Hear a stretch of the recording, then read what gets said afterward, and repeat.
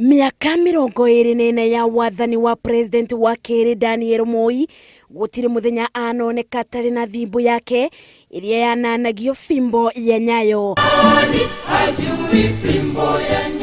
Bururi-ini ona kaneja wa bururi gutire binde atigaga thimbo ino iria mibuthagira tatawo wa kumumurikira utongori-ini wake. Yake rungu ni ya kupambana na maadui wa Kenya.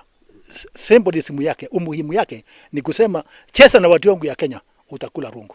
Ilikuwa sasa ishara yake ya mamlaka, symbol of authority. Fimbo ya Nyayo yatuongoza. Ireta njira ya gukathiriria utongoria wake tauni ya Nairobi kibaru-ini kia Uhuru Park. Musongo uyu uria ukoragwo ucongetwo na thimbo ya Moi iguru no kionereria kiuria ndumiriri ya thimbo ino yatambagio niguo iture thometwo ni njiarwa iri igoka.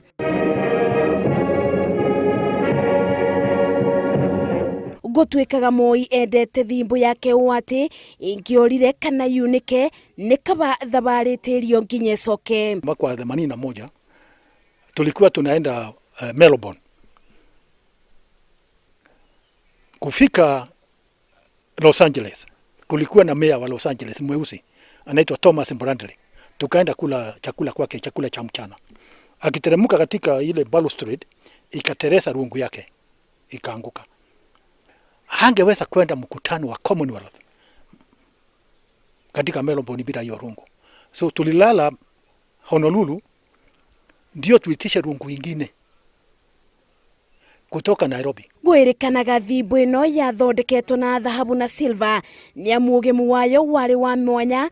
Angi magitikia ndeto iria ciatambagio ati thimbo ino yakunikite rubio rwa njora gukirekana ni yacenjagie gatuika nyoka no nangi gwitikia ni yari no boti wa kuona bururi wothe.